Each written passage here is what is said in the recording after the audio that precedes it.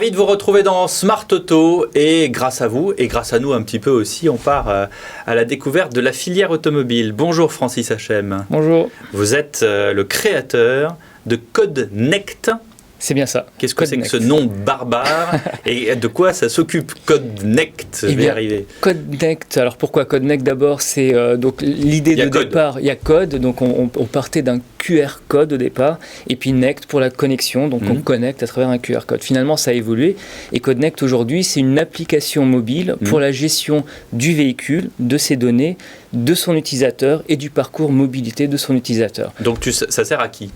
Alors ça sert d'abord à l'utilisateur pour authentifier, tracer tout ce qui s'est passé sur son véhicule, et puis ça sert à être coaché dans sa conduite au quotidien, mais ça sert aussi au secteur automobile, à l'assurance, de savoir, de connaître en fait les véhicules qu'elle assure, donc des véhicules intègres, avec un suivi régulier, une etc. conduite éco-responsable. Une conduite éco-responsable. Ouais. Ça sert également aux constructeurs automobiles qui vont pouvoir tracer la vie du véhicule au-delà de leur propre circuit de marque, donc savoir ce qui se passe derrière quand ça va chez une chaîne de réparation automobile, etc., au travers des informations que l'on va stocker sur la blockchain, donc sécurisées, intègres, infalsifiables, et qui vont pouvoir être consultées et transmises à tout cet écosystème. Et le distributeur aussi, dans le cadre d'un leasing, absolument, pour récupérer la voiture, il sait dans quel état elle est exactement, au bout du leasing. Exactement, en fait, on couvre toute la chaîne de valeur du véhicule, qu'il soit véhicule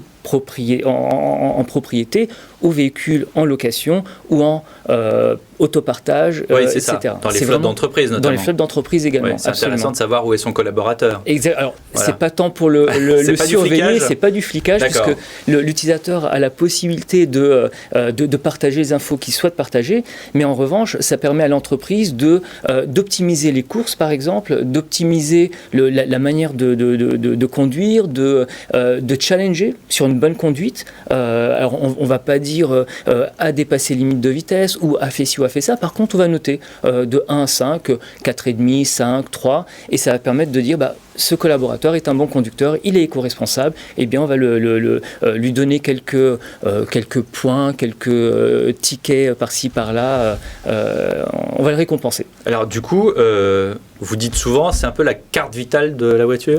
C'est ce qu'on nous dit en fait. C'est ce qu'on nous dit effectivement. C'est un peu, on est à cheval entre la carte vitale de la voiture, puisqu'on embarque toutes les informations de la voiture, et puis on est en même temps une sorte, et on nous le dit également, une sorte de Doctolib de la voiture, parce qu'on a une plateforme qui va mettre en relation tout cet écosystème autour du véhicule. Donc l'écosystème, j'imagine que ce sont des algorithmes, c'est un logiciel extrêmement complexe. Absolument, voilà. Absolument. En fait, ce sont des données. Aujourd'hui, on a créé notre propre token, donc puisqu'on met les données sur la blockchain, donc à travers le token, on va pouvoir fournir des services à tous ces acteurs, donc sur les constructeurs, les assureurs, les centres auto, etc., et on va leur faire bénéficier, donc en fonction des services qu'ils souhaitent acquérir, on va leur faire bénéficier de certaines informations, on va leur transmettre certaines informations pour leur propre métier. Donc, et comment est-ce que vous vous rémunérez du coup ? Alors, on se rémunère en vendant nos services justement à ces partenaires, centre auto, assurance et ainsi de suite, mais également en proposant notre plateforme aux gestionnaires de flotte dans les entreprises qui ont des flottes automobiles. L'application est gratuite pour l'utilisateur. Pour l'utilisateur final, elle est gratuite, et derrière, il peut exploiter toutes les fonctionnalités que l'on propose. Quels sont les retours que vous avez justement sur ce système ? Bien, les retours, d'abord, c'est avoir une fois encore, c'est un suivi avant tout, et l'authentification des véhicules. Donc, c'est l'assurance d'avoir des véhicules intègres, des véhicules non accidentogènes, etc. Donc c'est évidemment pour les assurances, c'est une vraie valeur ajoutée. Pour les gestionnaires de flotte également. Donc on a aujourd'hui que en plus de retours, des attentes qui sont assez... Ce que je voulais vous demander, c'est est-ce que du coup, ce genre de système va se généraliser, que ce soit à travers vous ou à travers vos concurrents ? Alors l'objectif, c'est qu'il se généralise à travers nous. On a envie d'aller vite, évidemment, mais effectivement, ce type de service commence à se démocratiser.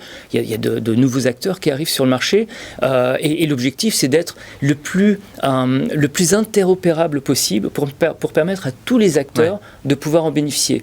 Et donc, à travers nous, j'espère, mais à travers d'autres également, puisque l'interopérabilité permet justement de travailler, y compris avec des gens qui pourraient être nos concurrents, mais qui peuvent être, in fine, nos partenaires également. Et bien voilà, ça s'appelle CodeNect.